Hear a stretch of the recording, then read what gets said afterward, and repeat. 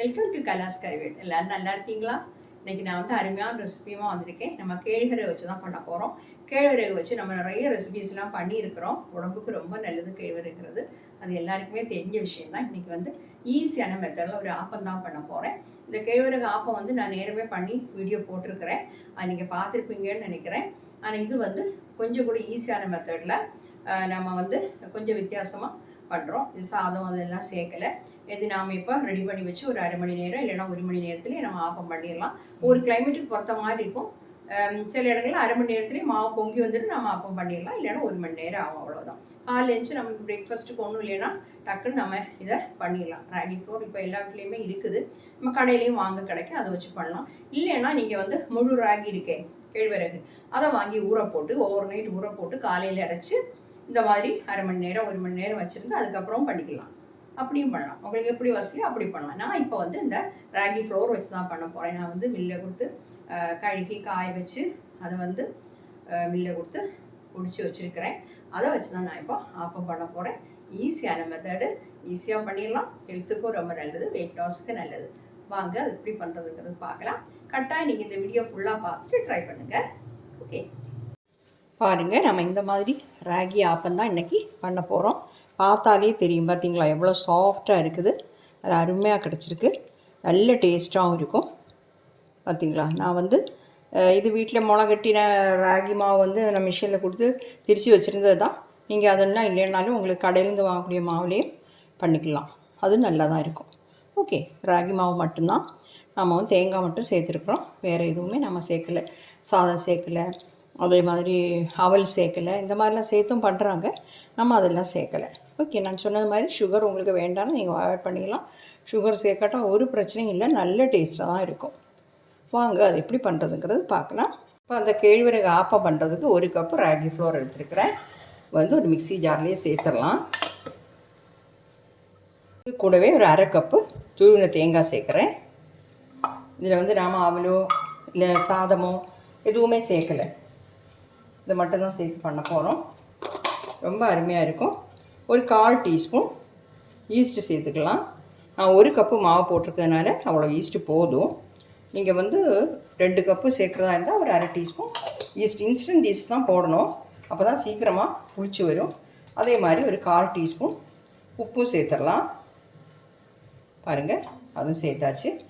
Sugar வந்து சேர்க்கணும். இப்போ உங்கள் கையில் நாட்டு சர்க்கரை இருந்துன்னா நீங்கள் வந்து 1 டீஸ்பூன் சேர்த்துக்கலாம். என்கிட்ட வந்து அது இல்லை, நான் ஒயிட் சுகர் சேர்க்குறேன். இது ஆப்ஷனில் தான், உங்களுக்கு விருப்பம் இருந்தால் மட்டும் சேர்த்தா போதும். ஏன்னா நாம் வந்து டயபெட்டிக் பேஷண்ட்ஸுக்கு அதே மாதிரி வெயிட் லாஸுக்கு எல்லாம் தான் இந்த ஆப்பம் பண்ணுறோம். இப்போ நான் வந்து ஒரு சின்ன ஸ்பூன் தான் சேர்த்துருக்குறேன், அதுவும் தேவையில்லை. இங்கே பார்த்து சேர்த்துக்கோங்க. நாட்டு சர்க்கரைன்னா இன்னும் கொஞ்சம் பெட்டராக இருக்கும். ஓகே, இல்லை குழந்தைகளுக்கெல்லாம் கொடுக்குறதா இருந்தால் இன்னும் உங்களுக்கு 1 டீஸ்பூன் சுகர் ஜாஸ்தி வேணாலும் நீங்கள் சேர்த்துக்கலாம். அப்போ நாம் இதில் தண்ணி சேர்த்து அரைச்சிட வேண்டியது தான். பாருங்கள், இதில் கொஞ்சம் தண்ணி சேர்த்துடலாம். நல்லா ஃபைனாக அரைச்சி எடுத்துடலாம். பாருங்கள், நான் அதை அரைச்சி எடுத்துட்டேன். பார்த்திங்களா, நல்லா ஃபைனாக அரைச்சி எடுத்தாச்சு. இப்போ வந்து ஒரு பாத்திரத்துக்கு மாற்றிடலாம். கொஞ்சமாக இதில் தண்ணி சேர்த்து அதையும் சேர்த்துட்றேன். பாருங்கள், அதையும் சேர்த்துட்றேன். நல்லா மிக்ஸ் பண்ணிடலாம். நல்லா மிக்ஸ் பண்ணி வச்சிடலாம். மாவு கொஞ்சம் பார்த்திங்களா அந்த மாதிரி லூஸாக இருக்கட்டும். ஏன்னா நம்ம ஆப்பம் தான் பண்ண போகிறோம். மாவு ரொம்ப திக்காக வேணும்னு தேவையில்லை. ஆனால் அரைக்கும் போது நல்லா ஃபைனாக நல்ல மை மாதிரி அரைச்சிடணும். உப்பு எல்லாமே நம்ம சேர்த்துட்டோம். இனி வந்து நாம் இதை ஒரு அரை மணி நேரம் ரெஸ்ட் பண்ணுறதுக்காக வைக்கலாம். இது வந்து கொஞ்சம் அகலமான பாத்திரமே எடுத்துக்கோங்க, ஏன்னா அது பொங்கி வரும்போது வெளியில் சிந்திடும். அதனால் கொஞ்சம் பெரிய பாத்திரமாக பார்த்து எடுத்துக்கோங்க. இப்போ நம்ம இதை மூடி வச்சுட்டு ஒரு அரை மணி நேரத்துக்கு அப்புறம் திறந்து பார்க்கலாம். மாவு நல்லா பொங்கி வந்துருதுன்னா நம்ம உடனே பண்ணிடலாம். இல்லைன்னா 1 மணி நேரம் ஆகும், ஏன்னா கிளைமேட்டுக்கு தகுந்த மாதிரி இருக்கும். ஓகே, இப்போ வந்து நாம் திறந்து பார்க்கலாம். பார்த்திங்களா, மாவு வந்து பொங்கி வந்திருக்கு.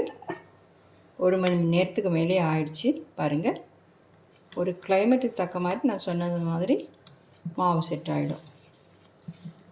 மிக்ஸ் பண்ணிவிட்டு நம்ம தண்ணி வேணால் கொஞ்சம் 2-3 டேபிள் ஸ்பூன் தண்ணி சேர்த்துட்டு ஆப்பம் பண்ணிட வேண்டியதான். தேவைப்பட்டால் மட்டும் நீங்கள் தண்ணி சேர்த்தா போதும், இல்லைன்னா தண்ணி சேர்க்க தேவையில்லை. இது வந்து இப்போ தண்ணியாக தான் இருக்குது மாவு. இப்போ இது கூட நம்ம தண்ணி சேர்க்க வேண்டிய தேவையில்லை. ஓகே, ஆப்பம் பண்ணிடலாம். பாருங்கள், ஆப்பம் பண்ணக்கூடிய பேன் வந்து நல்லா சூடாகிடுச்சு. மாவு சேர்த்துடலாம்.